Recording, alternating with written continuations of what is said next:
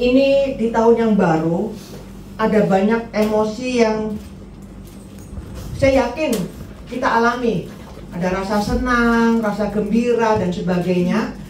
Tapi di berbagai emosi yang mungkin muncul di tahun yang baru ini, saya yakin bahwa banyak orang akan bergumul dengan rasa khawatir.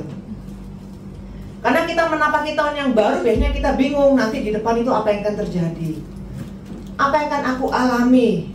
Apalagi khususnya ketika di tahun yang lalu kita mengalami berbagai peristiwa yang mungkin belum selesai. Misalnya ada penyakit dan itu belum disembuhkan, ada masalah dan itu belum diselesaikan, ada pergumulan dan itu belum dibereskan, dan itu masih mengikuti kita di tahun ini. Sehingga itu akan menambah kekhawatiran kita. Bagaimana sepanjang tahun ini, apa yang akan terjadi, apa yang akan aku alami. Ada orang-orang yang mungkin di tahun yang lalu mengalami sesuatu yang membuatnya trauma, dan di tahun ini pun dia mungkin juga akan mengalami suatu kekhawatiran. Akankah terjadi lagi hal seperti itu? Apa yang akan aku alami tahun ini? Jadi saya yakin di berbagai emosi yang mungkin kita alami, entah senang, entah gembira, entah penuh harapan, tapi saya yakin ada satu emosi yang kita mungkin pasti akan alami, yaitu tentang kekhawatiran. Kekhawatiran itu kalau kita lihat itu bukan suatu emosi yang mengerikan dibandingkan mungkin kemarahan, kebencian. Itu bukan suatu emosi yang kuat, bukan suatu emosi yang kita pikir itu adalah sesuatu yang menakutkan, emosi yang biasa. Tapi saudara, meskipun khawatir itu adalah suatu emosi yang biasa, yang dimiliki oleh semua orang, tapi kita tahu dampaknya itu bukan biasa. Kita pernah mengalami semua khawatir. Ada yang pernah tidak khawatir di sini? Nggak ada yang angkat tangan. Jadi semua pernah khawatir. Jadi kita tahu dampak emosi khawatir itu atas hidup kita. Ya, yang bisa dikatakan mungkin yang sederhana, ada yang sampai nggak bisa tidur karena khawatir. Ada yang nggak nafsu makan karena khawatir. Khawatir apa saja. Ada yang nggak ada harapan, malas bekerja, malas untuk melakukan aktivitas karena khawatir. Ada yang malas berdoa, malas ke gereja karena khawatir. Jadi kekhawatiran itu begitu menguasai sehingga membuat kita akhirnya lumpuh dan tidak bisa melakukan apa-apa. Dan khawatir itu adalah kondisi hati, bukan hanya membuat kita atau mempengaruhi kita tidak bisa tidur, tidak bisa makan, tidak hanya sederhana itu. Tapi khawatir itu adalah kondisi hati yang dapat memunculkan pikiran, bahkan perbuatan berdosa lainnya. Salah satu contoh, ketika kita khawatir dengan keuangan kita, khawatir cukup nggak ya? Kekhawatiran itu akhirnya kalau kita terus hidupi dan itu melumpuhkan kita, bisa membuat pikiran berdosa dan juga akhirnya tindakan berdosa. Seperti apa? Akhirnya pikiran berdosa, ya udahlah, aku tidak perlu ini berbagi pada orang lain, aku aja mungkin kekurangan. Akhirnya kita tidak mau berbagi dan tidak bermurah hati kepada orang yang kita tahu dalam suatu kebutuhan yang mendesak sekali. Atau mungkin kita menjadi orang yang begitu serakah sekali karena kita khawatir dengan keuangan. Akhirnya tindakan berdosa apa? Akhirnya ada yang mungkin menipu karena merasa keuangannya tidak cukup. Ada kesempatan membohongi orang, ada kesempatan mengambil uang yang bukan miliknya dan sebagainya. Akhirnya itu menuntun kepada tindakan-tindakan berdosa yang lainnya.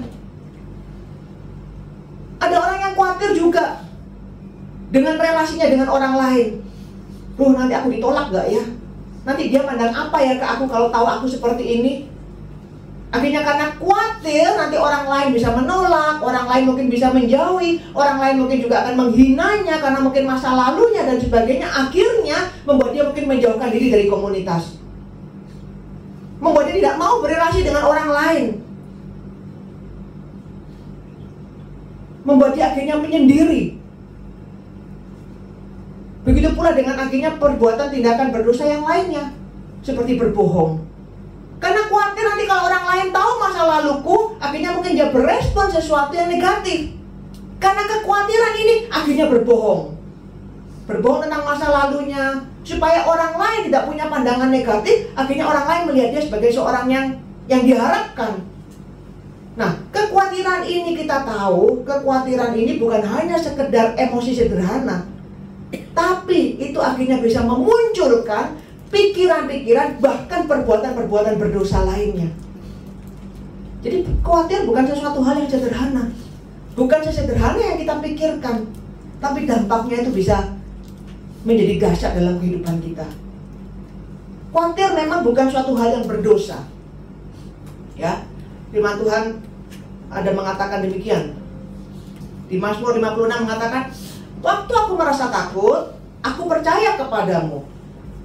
Dari firman Tuhan ini kita melihat bahwa rasa takut itu bisa muncul dalam kehidupan orang percaya.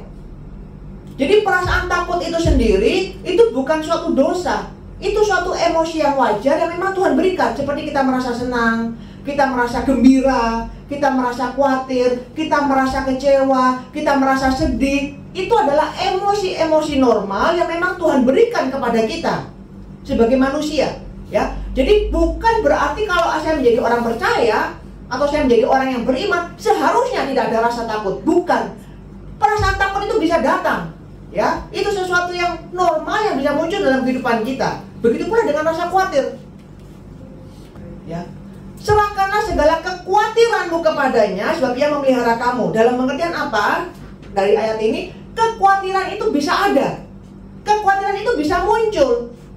Tapi ketika khawatir itu muncul, nah apa yang kamu lakukan? Ketika perasaan takut itu muncul, apa yang kamu lakukan? Tapi perasaan takut itu sendiri, perasaan khawatir itu sendiri adalah sesuatu yang normal dan tidak berdosa. Tapi ketika kita menghidupi perasaan khawatir ini, perasaan takut ini kita biarkan menguasai kita, bahkan melumpuhkan kita, dan bahkan menuntun kita kepada pikiran-pikiran dan perbuatan berdosa lainnya, nah itu yang berbahaya. Ya, tapi tidak mudah memang untuk mengalahkan rasa khawatir. Ya, tidak mudah untuk mengalahkan rasa khawatir. Meskipun perasaan khawatir itu kita tahu adalah sesuatu yang normal. Nah, sekarang kita akan melihat sebenarnya kenapa kita itu bisa begitu khawatir, ya. Apa akar atau penyebab dari rasa khawatir itu? Mari kita buka Matius pasal yang ke-6. Kita akan melihat penyebab atau akar dari rasa khawatir itu apa. Untuk kita melihat bahwa rasa khawatir ini bukan sesederhana yang kita pikirkan, dan bukan masalah yang seharusnya bukan masalah yang kita anggap kecil begitu.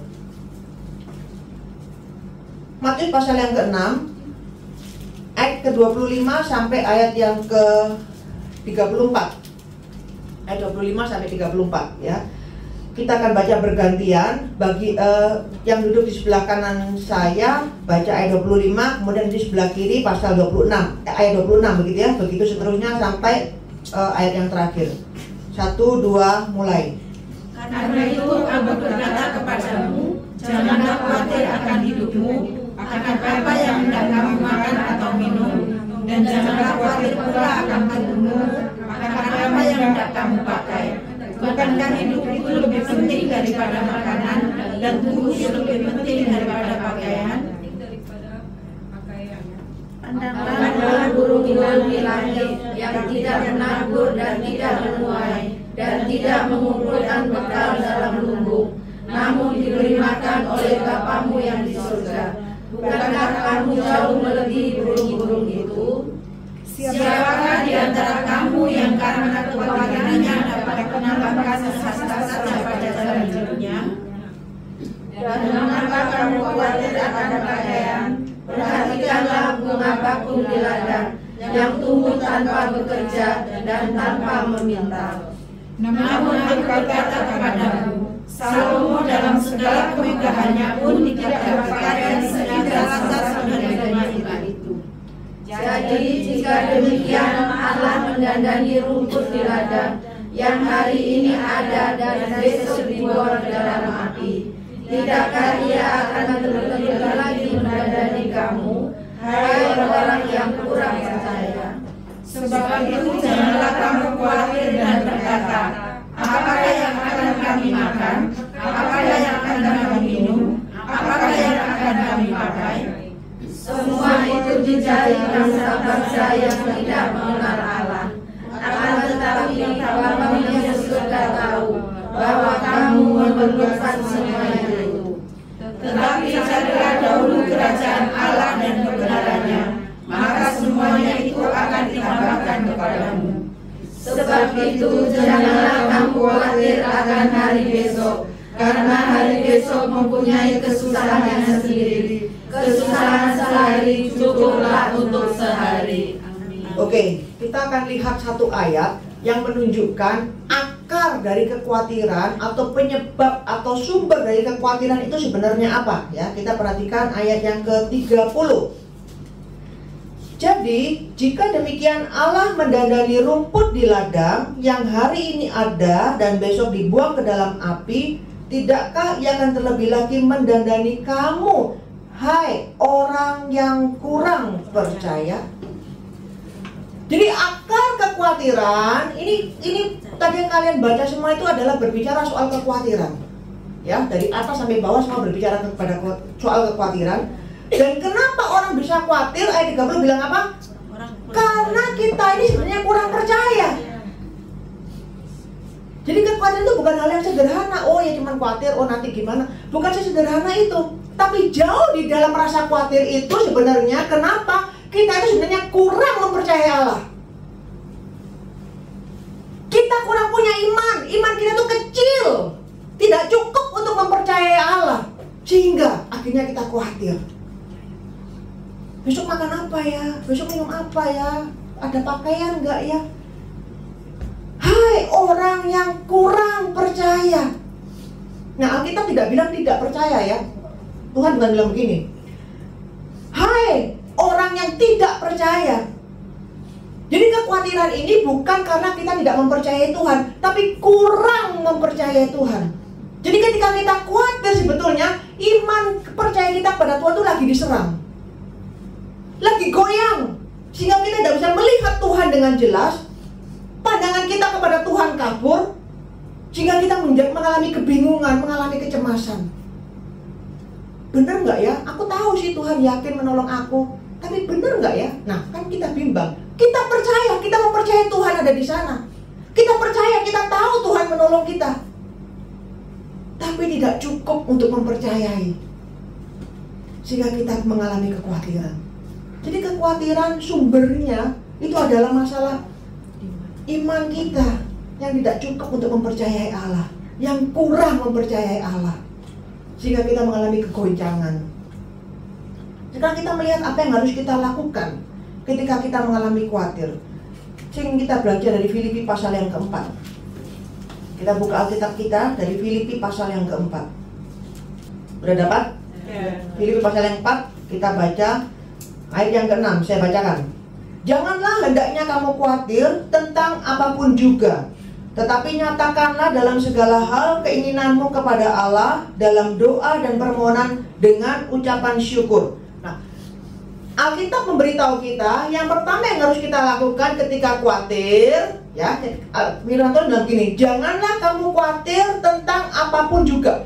Bukan berarti bahwa ketika khawatir itu muncul, itu adalah sesuatu yang berdosa atau tidak baik. Seperti tadi saya katakan, perasaan khawatir itu boleh muncul, itu adalah sesuatu yang normal, itu tidak berdosa. Tetapi maksudnya adalah janganlah perasaan khawatir itu menguasai kita, melumpuhkan kita, sehingga membuat kita semakin tidak mempercayai Allah, semakin kurang mempercayai Allah, dan menuntun kepada perbuatan-perbuatan berdosa yang lainnya.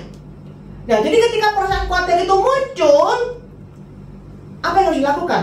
Firman Tuhan bilang, berdoalah, nyatakan kepada Allah segala keinginanmu dalam doa dan permohonan dengan ucapan syukur. Jadi pada saat perasaan itu muncul, langsung apa yang harus kita lakukan? Berdoa. Semakin banyak khawatirmu, semakin perbanyak doamu. Sesering rasa khawatir itu muncul, sesering itulah kamu harus berdoa. Sebesar rasa khawatir itu mencekam kita, sebesar itulah kita seharusnya berdoa kepada Tuhan. Sekuat perasaan khawatir itu mencemaskan kita, mengganggu kehidupan kita, sekuat itulah seharusnya kita berlutut dan berdoa kepada Tuhan. Kapanpun perasaan khawatir itu muncul, berdoalah, berbicaralah kepada Allah.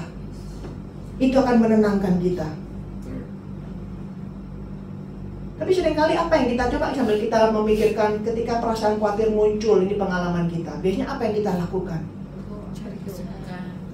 Ada banyak Bisa saja kita menelpon orang lain untuk ngomong, untuk berkeluh kesah, tapi mungkin itu bukan orang yang tepat untuk kita ceritakan.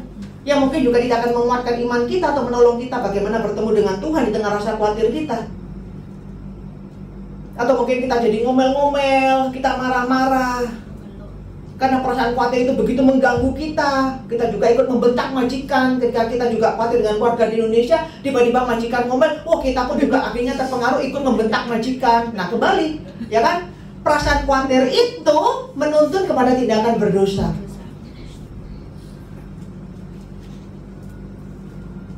Apa yang kita lakukan ketika kita khawatir? Mungkin kita menangis dan sebagainya. Firman Tuhan bilang berdoa. Berdoa.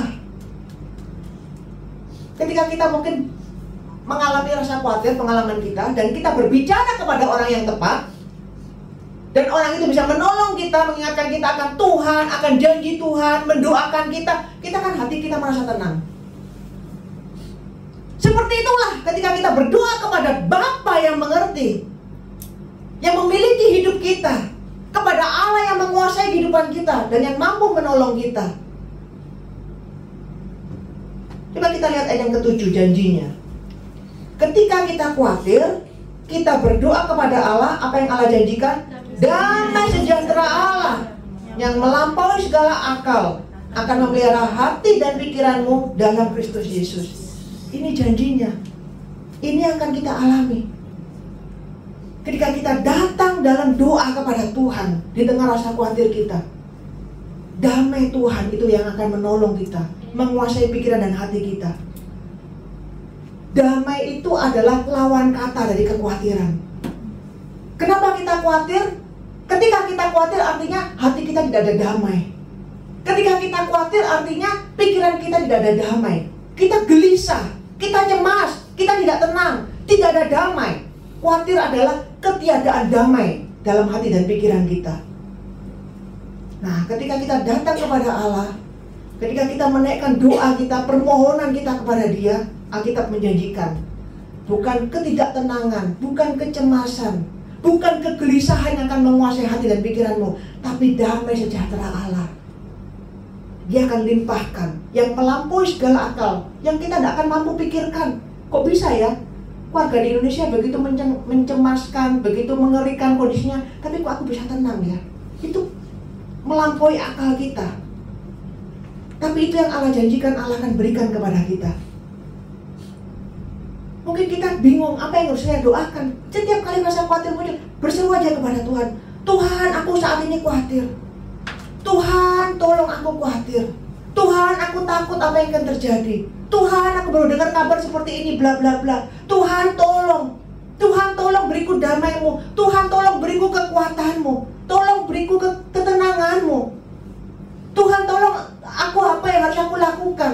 Tolong pimpin hidupku. Tolong pimpin bagaimana aku harus mengambil keputusan dan sebagainya. Hanya berseru, berteriak kepada Tuhan. Dikatakan,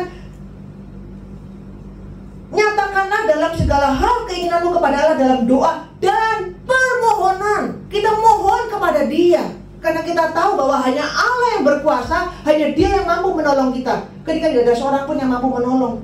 Bahkan kita tahu kita semua terbatas. Tapi kita tahu Allah kita tidak terbatas.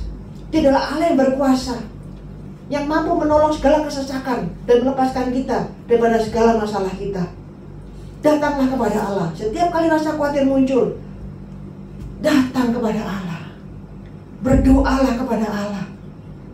Jangan mengeluh kepada orang lain terlebih dulu. Meskipun Allah juga menyediakan saudara seiman, tentu menjadi bagian untuk menolong kita dalam pergumulan kita.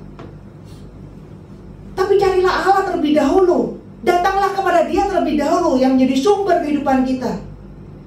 Dan dapatkan rasa ketenangan dan damai itu ketika kita menaikkan permohonan kita. Di Alkitab pertama mengatakan, ketika rasa khawatir itu muncul, langsung berdoalah kepada Tuhan. Berbicaralah kepada Tuhan, karena Dia mengerti. Seringkali kita mengalami, bukan kita bicara sama orang lain belum tentu mengerti kita. Orang lain mungkin malah bisa mengecewakan kita. Respon mereka malah bisa melemahkan kita. Tapi hanya Allah yang paling mengerti yang bisa menerima kita, yang bisa menolong kita dan memberikan pertolongan tepat pada waktunya. Yang kedua, apa yang firman Tuhan anjurkan kepada kita? Ayat yang ke-8. Jadi akhirnya saudara-saudara, semua yang benar, semua yang mulia, semua yang adil, semua yang suci, semua yang manis, semua yang sedap didengar, semua yang disebut kebajikan dan patut dipuji, pikirkanlah semuanya itu. Yang kedua yang firman Tuhan katakan, bagaimana untuk memerangi kekhawatiran. Pertama, kita harus berdoa kepada Tuhan. Yang kedua adalah memikirkan tentang Tuhan, tentang perbuatannya, tentang janji-janjinya. Jadi semua yang mulia, semua yang benar, semua yang adil, semua yang suci, semua yang manis dan disebut kebajikan, itu adalah berkaitan tentang Allah, tentang karakter Allah, tentang janji-janji Allah. Tidak ada di dunia ini yang manis, yang suci, yang adil, dan yang mulia dan sebagainya. Hanya Allah yang mulia. Semua yang dikatakan di ayat 8 ini berkaitan tentang karakter Allah, tentang Allah, tentang siapa itu Allah, tentang janji-janji Allah, tentang firman Allah, tentang kebenaran Allah. Pikirkan. Kekhawatiran itu menyerang mana? Menyerang pikiran kita, bukan? Kita itu berperang dengan kekhawatiran di pikiran kita. Khawatir itu adalah sesuatu yang sebenarnya belum terjadi, tapi di pikiran kita ada pertempuran, ada peperangan. Bagaimana jika nanti dia mati? Gimana kalau nanti aku dipecat? Gimana nanti kalau aku harus masuk rumah sakit? Itu kan semua belum terjadi. Bagaimana nanti? Bagaimana kalau? Itu semua belum terjadi. Jadi kekhawatiran itu adalah sesuatu yang memang ada berdasarkan fakta. Misalnya saat ini saya sakit, tapi faktanya memang saya cuma sakit, tapi kemudian saya khawatir, gimana nanti kalau karena sakit ini akhirnya aku mati. Jadi itu adalah masalah pertempuran dalam pikiran, ya kan? Kita mengandai-andai, kita mengkhawatirkan apa yang akan terjadi di masa depan dari kondisi sekarang. Jadi perasaan khawatir itu muncul dari perasaan yang muncul karena pikiran kita yang membayangkan hal yang buruk yang mungkin terjadi di masa yang akan datang, yang belum terjadi. Jadi itu peperangan dalam pikiran, akhirnya mempengaruhi perasaan kita dan akhirnya melumpuhkan seluruh kehidupan kita. Nah, makanya Tuhan bilang, peperangan di pikiran ini, bagaimana memerangi pikiran-pikiran khawatir, pikiran-pikiran yang kita pikirkan, hal-hal buruk yang akan terjadi di masa yang mendatang. Kita harus berperang dengan pikiran itu juga. Jadi jangan biarkan pikiran-pikiran mengandai-andai, atau ketakutan, atau kekhawatiran, atau yang kita bayangkan hal yang buruk terjadi di masa yang akan datang itu memenuhi pikiran kita. Jadi bagaimana kita harusnya memenuhi pikiran kita? Masukkan semua hal yang baik tentang Tuhan di pikiran kita, sehingga itu akan mengusir pikiran yang membuat kita khawatir. Masukkan janji-janji Tuhan itu dalam pikiran kita. Masukkan pikiran tentang karakter Allah, siapa Allah yang kita kenal itu di dalam pikiran kita, sehingga dia menguasai pikiran kita dan tidak membiarkan pikiran kita dipenuhi dengan pikiran khawatir. Jadi itu yang harus kita lakukan. Ketika rasa khawatir itu menyerang, kita seharusnya melakukan terapi firman Tuhan. Jadi semua yang manis, semua yang baik, janji-janji Tuhan, itu yang harus kita pikirkan, itu yang harus kita terus. Mungkin kita perlu hafalkan, kita perlu pikirkan, kita perlu baca firman Tuhan, kita perlu baca kencang-kencang untuk mengusir pikiran-pikiran negatif atau hal-hal yang mengkhawatirkan kita tentang sesuatu yang mungkin akan terjadi di masa datang. Yang mungkin belum terjadi, tapi mungkin kondisi saat ini membuat kita khawatir ada hal-hal buruk yang akan terjadi. Tapi kita perlu menolong diri kita sendiri. Janji-janji Tuhan itu perlu kita renungkan. Firman Tuhan perlu kita hafalkan, perlu kita mengerti, perlu kita masukkan dalam pikiran kita. Makanya sering saya, tahun yang lalu yang sering saya tekankan, kita mengenal bahwa Allah itu adalah Tuhan. Dia adalah Tuhan yang berotoritas yang harus kita taati. Dia adalah Tuhan yang memegang kendali, memegang kontrol atas kehidupan kita. Dan dia adalah Tuhan yang hadir dalam kehidupan kita. Ini pun perlu kita masukkan dalam pikiran kita. Ketika rasa khawatir itu muncul, kita kembali memikirkan, Tuhan yang aku percaya ini, Dia adalah Tuhan yang memegang kontrol, memegang kendali atas seluruh kehidupanku. Bukan hanya hidupku, tapi seluruh sejarah dunia ini itu dipegang oleh tangannya. Dan itulah Tuhan yang aku percaya. Tuhan yang adalah Bapakku, yang melihat aku adalah anaknya. Kepada Tuhan seperti inilah aku percaya, kepada Allah yang memegang kendali. Tidak ada sesuatu apapun yang terjadi di luar kendali Tuhan tanpa seizin Tuhan. Kepada Dia aku percaya. Pikiran seperti ini, penghayatan, pemahaman tentang siapa itu Allah, itu yang perlu kita masukkan di pikiran kita setiap kali rasa khawatir itu muncul.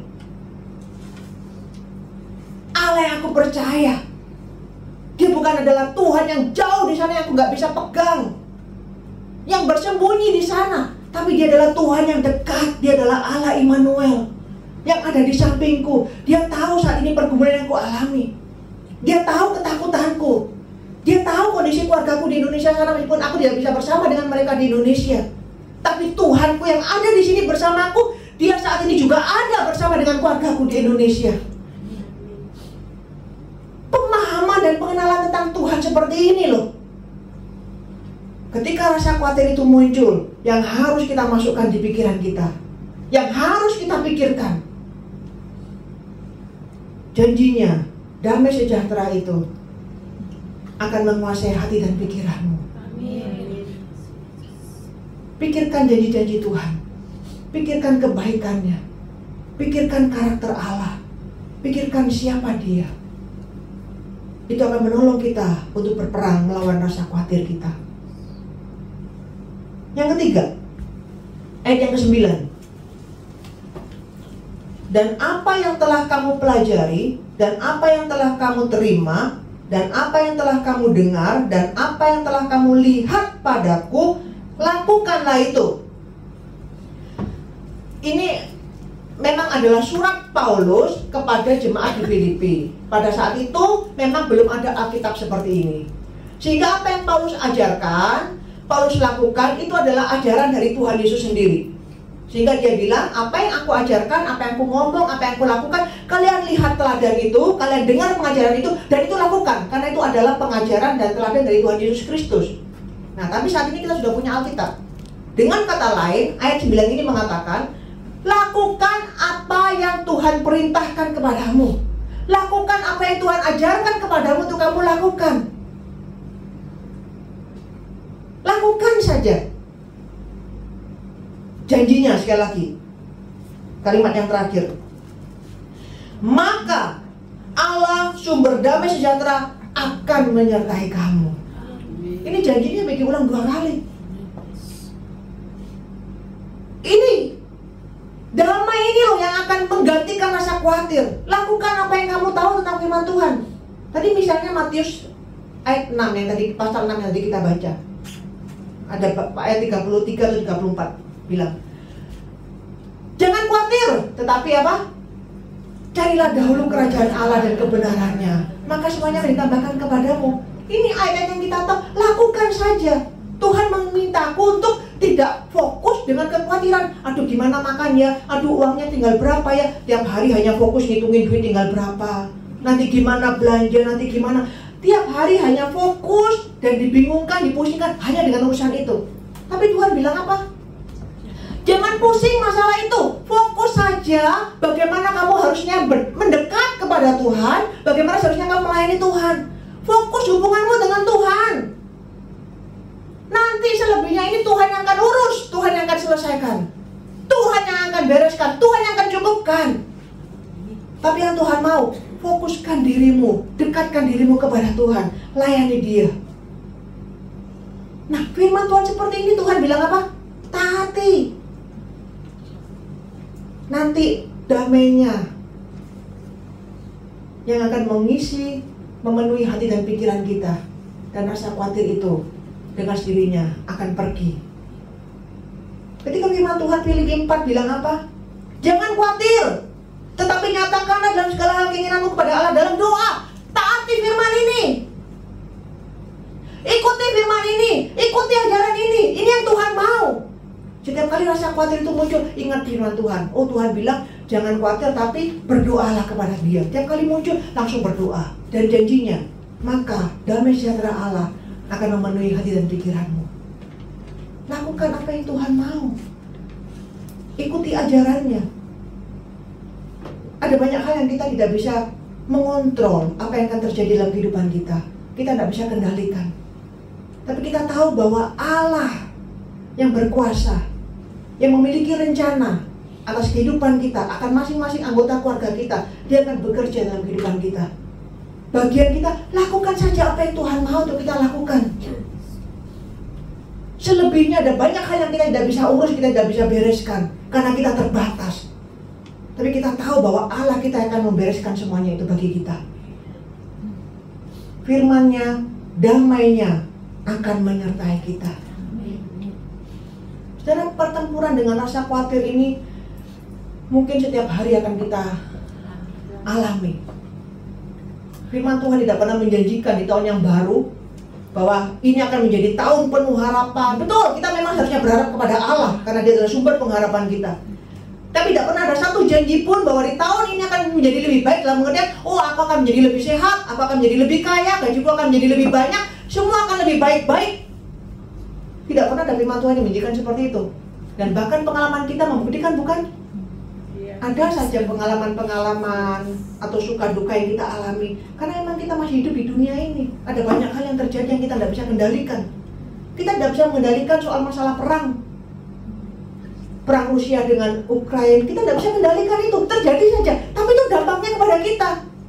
Barang-barang harganya begitu naik, begitu drastis, sedangkan gaji kita masih tetap sama. Ada banyak hal yang kita tidak bisa kendalikan yang terjadi di luar sana, yang berdampak kepada kita. Tapi kita percaya bahwa Allah yang mengendalikan segala sesuatu, khususnya hidup anak-anak yang percaya kepadanya, hidup anak-anaknya, hidup orang-orang yang takut akan Dia. Hidup kita aman di dalam Tuhan. Tapi pertempuran dengan rasa khawatir ini adalah pertempuran setiap saat. Tahun ini ada 366 hari. Lebih banyak satu hari dibandingkan tahun lalu. Tahun lalu cuma 365 hari. Tahun ini 366 hari. Kita tidak tahu apa yang akan terjadi di depan. Begitu ya. Ketika saya mengkhotbahkan ini bukan berarti saya adalah orang yang bebas dari rasa khawatir, atau orang yang sudah ada di tingkat yang mungkin lebih tinggi, yang mampu menghalau rasa khawatir itu dengan begitu mudah. Saya setiap hari bergumul dengan rasa khawatir. Makanya khotbah ini pun adalah khotbah untuk diri saya sendiri, supaya saya pun dikuatkan untuk menjalani hidup di tahun di tahun baru ini. Setiap hari saya pun bergumul dengan rasa khawatir. Kenapa? Satu, saya pikir karena rasa khawatir ini saya sendiri merasakan dia lebih kuat dibandingkan mungkin sekitar 5 tahun atau 7 tahun yang lalu. Beberapa tahun ini saya merasakan lebih kuat pergumulan saya dengan rasa khawatir, peperangan saya dengan rasa khawatir, begitu ya. Saya pikir kenapa? Satu, karena usia yang semakin bertambah, kesehatan yang semakin menurun. Mungkin 7 tahun, 10 tahun yang lalu saya tidak terlalu ada begitu banyak penyakit. Beberapa tahun terakhir ada begitu banyak penyakit yang muncul silih berganti. Jadi itu kenyataan realita hidup membuat rasa khawatir itu sesuatu yang tidak bisa dihindari. Kedua, anak-anak yang juga semakin besar. Dulu masih kecil, tidak terlalu ada banyak pergumulan. Semakin besar, didiagnosa ada penyakit ini, yang satu belum selesai, yang satu juga ada penyakit tertentu, begitu ya. Dan itu dampaknya bisa sampai ke, bukan penyakit kecil, itu bisa berdampak sampai kehidupan mereka di masa yang akan datang.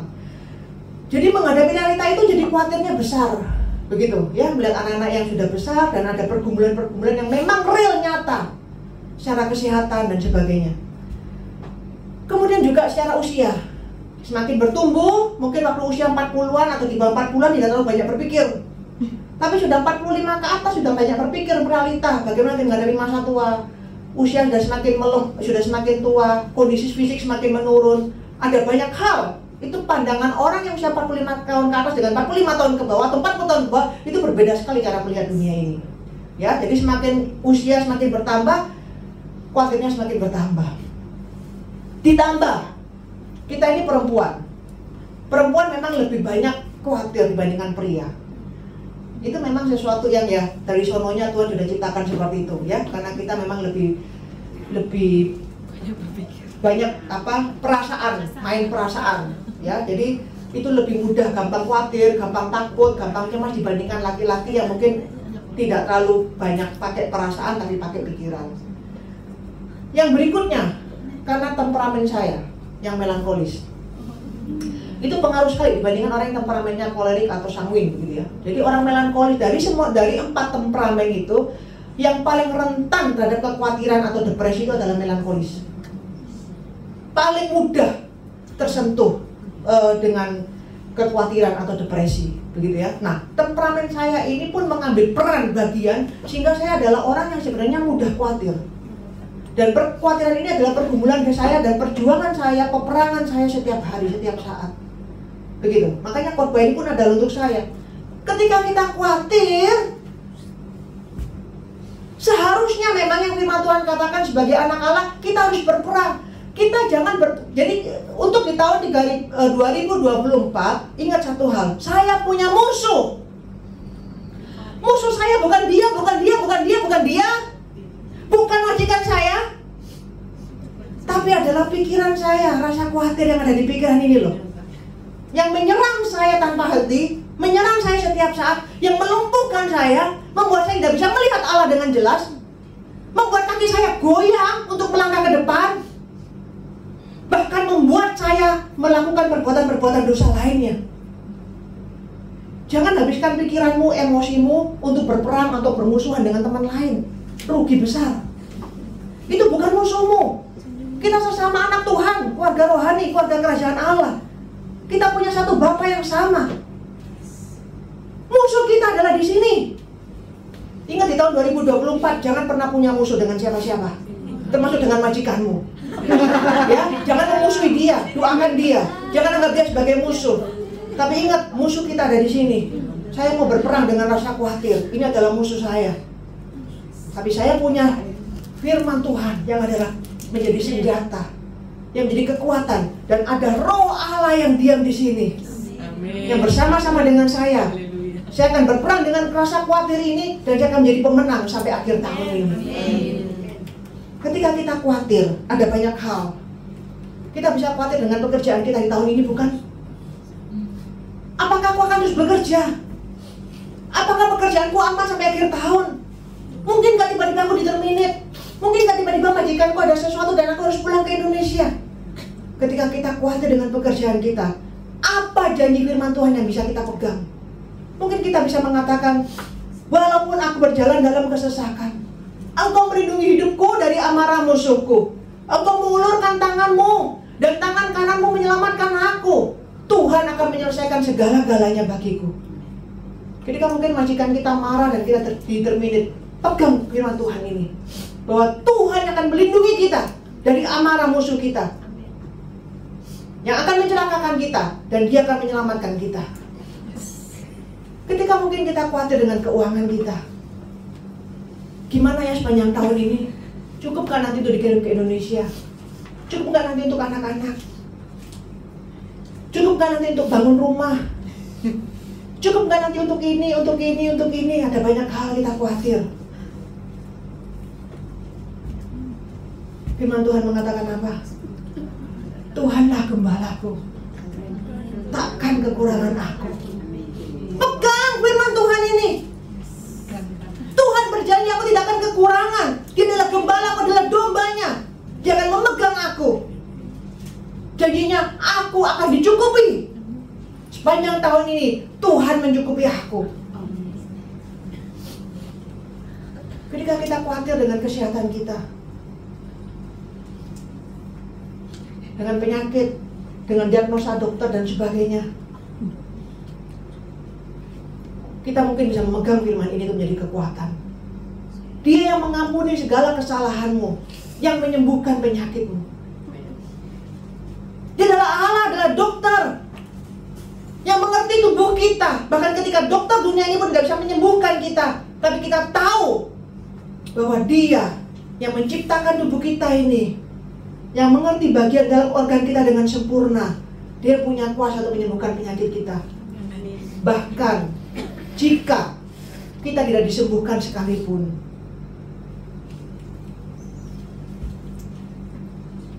kita tetap bisa menganggap dan mempercayai bahwa Tuhan adalah baik.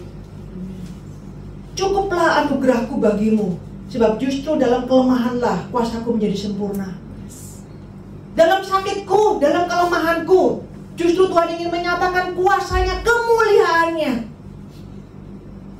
Untuk apa aku takut dengan penyakit ini? Janji ini kita bisa pegang untuk menguatkan kita. Ketika kita khawatir dengan kebutuhan keluarga, anak yang semakin besar, kebutuhan yang semakin meningkat, kondisi keuangan ekonomi negara juga yang mungkin bukan begitu baik-baik saja.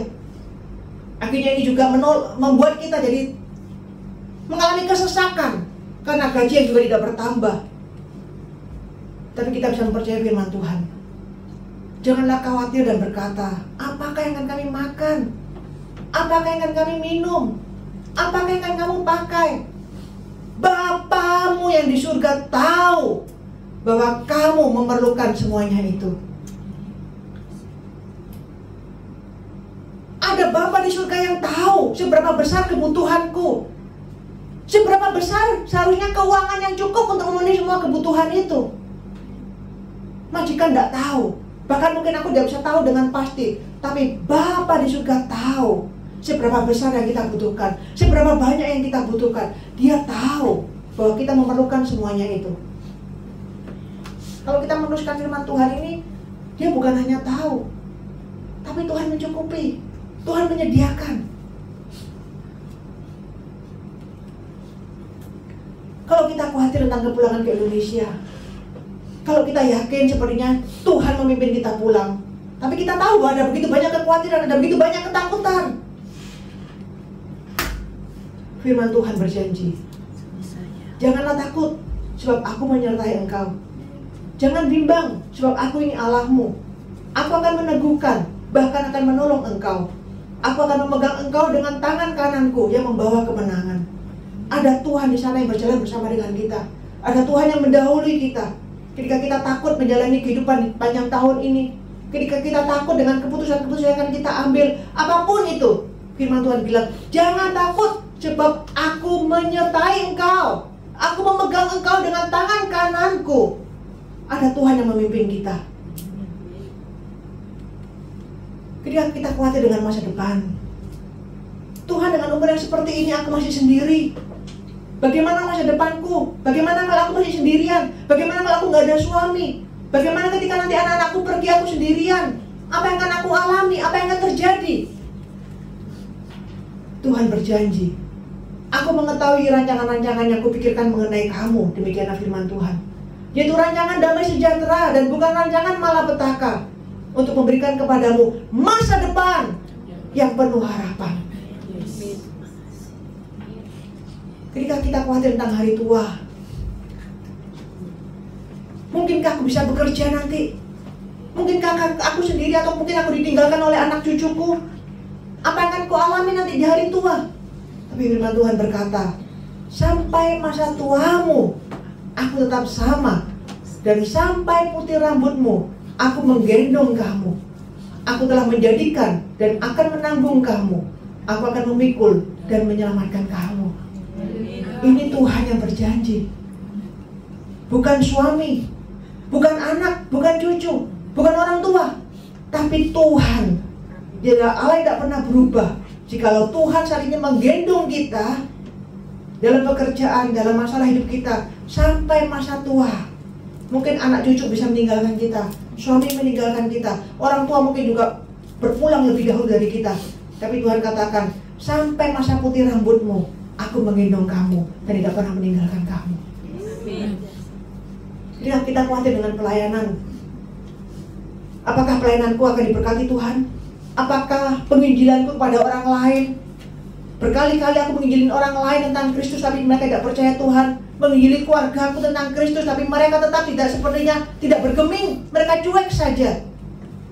Dan ketika kita putus asa untuk terus memberitakan Injil, firman Tuhan berkata, demikianlah firmanku yang keluar dari mulutku, ia tidak akan kembali kepadaku dengan sia-sia, tetapi akan melaksanakan apa yang ku kehendaki dan akan berhasil dalam apa yang kusuruhkan kepadanya. Firman Tuhan yang keluar dari mulut kita kepada orang lain, pelayanan kita, penginjilan kita kepada orang lain tidak akan pernah sia-sia. Pada saatnya nanti Roh Tuhan akan bekerja, menyatakan apa yang Tuhan kehendaki dalam kehidupan orang itu. Ketika kita putus asa, ketika kita merasa apa yang kita lakukan sia-sia, pegang firman Tuhan ini. Ketika kita khawatir tentang iman kita, mungkinkah aku akan tetap setia kepada Tuhan sampai akhir hidupku? Gimana nanti kalau aku meninggalkan imanku? Gimana kalau nanti aku akhirnya berpaling kepada agama lain? Gimana kalau aku akhirnya meninggalkan Yesus? Apakah ada orang-orang yang mungkin pernah mengalami pergumulan-pergumulan ini sehingga khawatir tentang imannya terhadap Tuhan Yesus? Yesus menjanjikan, aku memberikan hidup kekal kepada mereka, dan mereka pasti tidak akan binasa sampai selama-lamanya, dan seorang pun tidak akan merebut mereka dari tanganku. Ini adalah janji Tuhan, bahwa siapa yang Tuhan panggil, siapa yang Tuhan selamatkan, siapa yang Tuhan pilih sebagai anak, tidak akan pernah dibiarkan meninggalkan Yesus. Tapi Roh Kudus akan menjaga iman kita sampai pada kekekalan. Ketika kita khawatir dengan respon atau penolakan dari keluarga, aku udah mengikut Yesus, gimana keluargaku? Akankah mereka menerimaku? Akankah mereka menyingkirkanku? Tuhan berjanji, setiap orang yang karena aku dan karena Injil meninggalkan rumah, atau saudara laki-laki atau saudara perempuan, atau ibu atau ayah, atau anak-anak, atau ladangnya, orang itu pada zaman ini juga akan menerima 100 kali lipat rumah, saudara laki-laki, saudara perempuan, ibu, anak dan ladang, sekalipun disertai berbagai penganiayaan. Dan pada zaman yang akan datang, ia akan menerima hidup yang kekal. Ini adalah janji Tuhan bagi setiap orang yang mengikut Yesus, meskipun mungkin dia harus mengalami penolakan dari keluarga. Allah akan menggantikan itu 100 kali lipat. Dan janjinya, ia akan memberikan hidup yang kekal kepada siapa yang mengikut dia. Ketika kita khawatir menghadapi teman atau keluarga yang memusuhi kita, entah karena alasan apapun, kita bisa memegang firman Tuhan ini. Jika Allah di pihak kita, siapakah yang akan melawan kita? Keluarga aku boleh melawan aku, boleh memusuhi aku. Selama Allah bersama dengan aku, apa yang harus aku takuti? Jika kita khawatir menghadapi kegagalan, khawatir menghadapi keputusan-keputusan atau masalah-masalah yang sulit, atau masalah-masalah yang dilakukan oleh orang lain kepada kita, atau pergumulan, kita bisa memegang firman Tuhan. Kita tahu bahwa Dia turut bekerja dalam segala sesuatu demi kebaikan orang-orang yang mengasihi Allah, yaitu mereka yang terpanggil sesuai dengan rencananya. Dalam kegagalanku pun tidak akan menggagalkan rencana Allah dalam hidupku. Dalam kesalahan yang aku perbuat pun tidak akan menggagalkan rencana Allah atas hidupku. Dalam keputusan salah yang aku lakukan pun, dalam masalah, dalam kesulitan, tidak akan menggagalkan rencana Allah. Bahkan Allah akan memakai semua masalah itu, semua kegagalan itu untuk mendatangkan kebaikan. Ketika kita khawatir menjalani kesepian atau keputusasaan, gimana ke depan aku sendiri? Aku sudah ditinggalkan, tidak ada siapa-siapa. Allah berjanji, Tuhan itu dekat kepada orang-orang yang remuk hati, dan Ia menyelamatkan orang-orang yang patah semangat. Tidak akan dibiarkan kita akan mengalami kesepian. Dalam kesepian kita pun, tanpa ada seorang pun yang mengerti dan mendampingi kita, Allah itu ternyata lebih dekat kepada kita di masa itu dibandingkan masa-masa sebelumnya. Ketika kita khawatir menghadapi kesulitan atau masalah dalam pekerjaan kita, dalam relasi kita, Allah sudah mengatakan kepada kita bahwa pencobaan-pencobaan yang kamu alami di tahun 2024 ialah pencobaan biasa yang tidak melebihi kekuatan manusia. Ingat, Allah itu setia dan tidak akan membiarkan kamu dicobai melampaui kekuatanmu. Pada waktu kamu dicobai, Ia akan memberikan kepadamu jalan keluar sehingga kamu dapat menanggungnya. Firman Tuhan ini bilang, pasti akan mengalami pencobaan. Kita pasti akan mengalami masalah. Tuhan tidak pernah menjanjikan kamu lepas dari masalah, kamu terbebas dari masalah. Selama kamu setia, selama kamu takut akan Tuhan, selama kamu mengasihi Tuhan, kamu akan bebas dari masalah. Tidak pernah ada firman Tuhan yang bilang seperti itu. Tapi Tuhan bilang apa? Ketika masalah itu datang, satu, Tuhan akan memberikan jalan keluar. Kalau tidak pun, Tuhan akan memberikan kekuatan jika kita bisa menanggungnya. Tapi kenapa Tuhan harus ada masalah ini? Ya kita bisa memegang firman Tuhan yang tadi, bahwa Allah turut bekerja dalam segala sesuatu untuk mendatangkan kebaikan. Ingat, tidak ada sesuatu pun yang terjadi dalam kehidupan kita di luar atau tanpa seizin Tuhan. Jikalau Ia mengizinkan masalah itu datang, Tuhan akan memberikan kita kekuatan untuk menanggungnya. Dan kita tahu dalam masalah ini ada perbuatan Tuhan yang Tuhan lakukan untuk mendatangkan kebaikan bagi kita. Dan ini memberikan kita kekuatan untuk menjalani masalah itu, tentu bersama dengan Tuhan. Dan jika kita khawatir tentang kematian,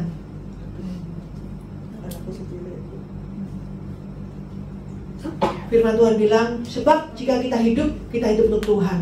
Dan jika kita mati untuk Tuhan. Jadi baik hidup atau mati, kita dalam milik Tuhan.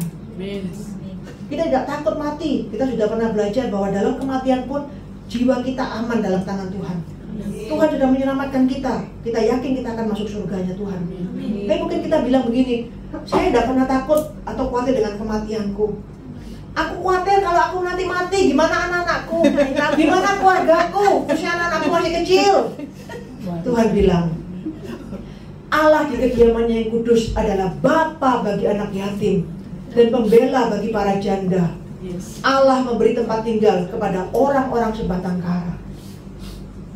Maka ketika kita pergi pun, Tuhan berjanji, keluarga yang kita tinggalkan ada dalam pemeliharaan yang sempurna. Ada begitu banyak kekhawatiran kita, saudara. Firman Tuhan ini berisi ratusan janji yang kita bisa pegang. Pikirkan apa yang menjadi kekhawatiranmu di sepanjang tahun ini. Ketika kita berjalan atau kita menapaki tahun yang baru, di hari yang baru, apa yang menjadi kekhawatiranmu menuju tahun yang baru sepanjang tahun 366 hari di depan. Cari ayat firman Tuhan, tuliskan itu, tempelkan. Entah itu mungkin di rumah majikan yang kalian bisa tempelkan, kalau memungkinkan, kalau itu boleh di kulkas atau mungkin di lemari. Bahkan mungkin kalian bisa tulis dan taruh di Alkitab, atau bahkan bisa tulis di HP, tulis di kertas, taruh di tas. Setiap kali kekhawatiran itu muncul, keluarkan kertas itu dan baca. Baca keras-keras janji firman Tuhan, ayat firman Tuhan yang memberikan kekuatan.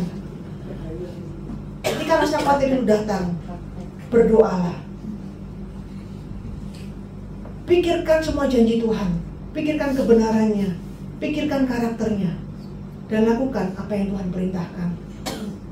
Biar sepanjang tahun ini kita tahu bahwa kita memiliki musuh yang harus kita perangi. Tapi kita pun memiliki keyakinan dan kekuatan. Ada firman Tuhan dan rohnya yang diberikan kepada kita menjadi senjata untuk berperang menghadapi musuh di sepanjang tahun ini. Biar sepanjang tahun ini kita sungguh mengalami damai sejahtera Allah yang melampaui segala akal, memenuhi pikiran dan hati kita dalam Kristus Yesus. Mari kita berdoa.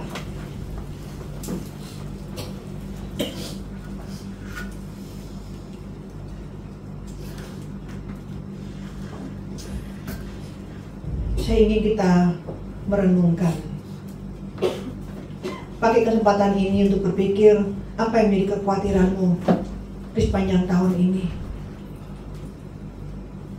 Apa yang menjadi ketakutanmu?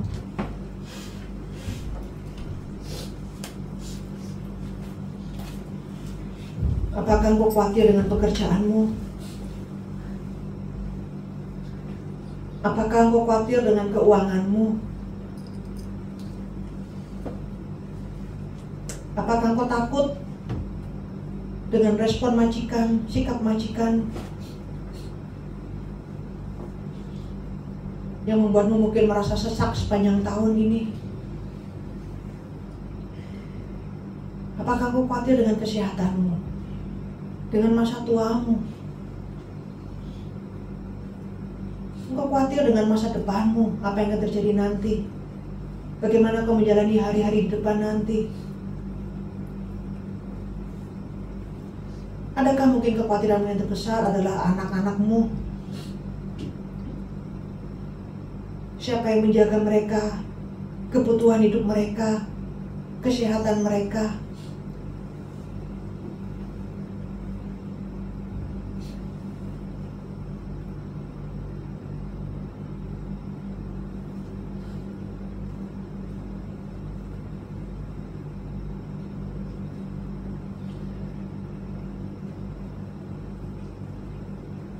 Tuhan berkata, janganlah khawatir tentang apapun juga, tetapi nyatakanlah dalam segala hal keinginanmu kepada Allah dalam doa dan permohonan dengan ucapan syukur.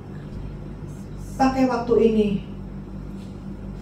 di rumah Tuhan, di altar Tuhan, di hadirat Tuhan, untuk menyatakan segala kekhawatiranmu kepadanya dalam doa.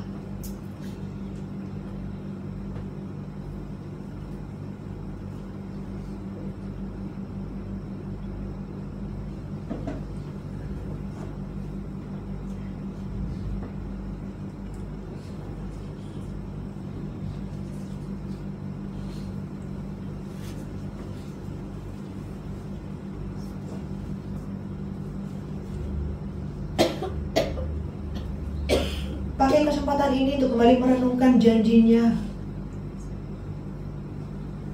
merenungkan firman-Nya atas kekhawatiran yang kau alami. Pakai kesempatan ini untuk merenungkan karakternya, siapakah Allah yang kita percayai itu. Allah yang maha baik, Allah yang telah menyerahkan anaknya Yesus Kristus untuk menebus dosa kita, untuk mati, menggantikan kita dari hukuman dosa. Allah seperti inilah, yang tidak akan menyayangkan segala sesuatu untuk menolong kita dalam kesesakan kita. Jikalau Ia telah memberikan anaknya yang paling berharga, telah memberikan dirinya sendiri yang paling berharga, apalagi yang perlu kita khawatirkan. Kepada Allah seperti inilah yang menjadi Bapa kita, yang kepadanya kita berdoa, yang kepadanya kita berseru, kepadanya kita memohon, dan yang darinya kita mendapatkan pertolongan. Kepada Allah yang memegang kendali atas hidup kita, atas sejarah dunia ini, atas masa lalu kita, masa sekarang, bahkan masa depan kita ada di tangannya. Kepada Allah seperti inilah kita berharap.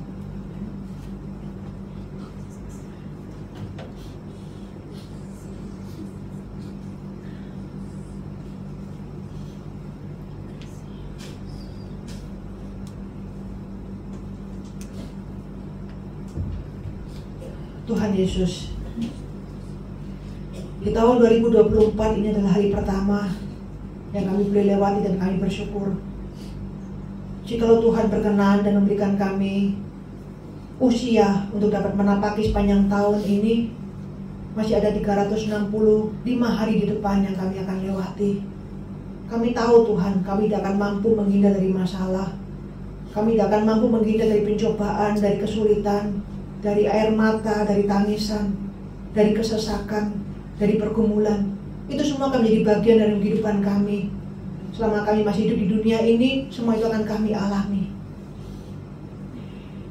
Dan kami tahu, kami juga tidak akan bisa menghindar dari kekhawatiran. Kekhawatiran itu akan selalu muncul, menakuti kami, mencengkram kami, melumpuhkan kami.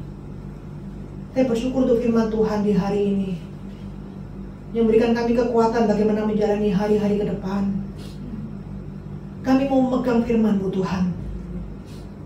Mari pegang Alkitab di tangan saudara, taruh itu di dada.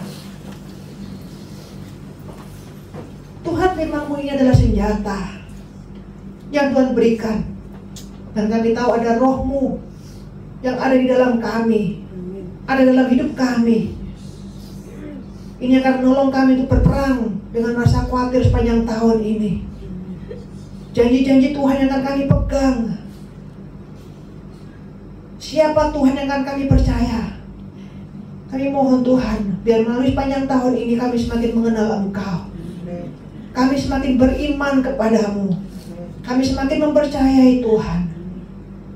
Kami semakin dikuatkan untuk menjalani hidup sebagai anak Tuhan. Kami semakin bersinar karena Tuhan telah menolong kami melewati berbagai macam kesesakan.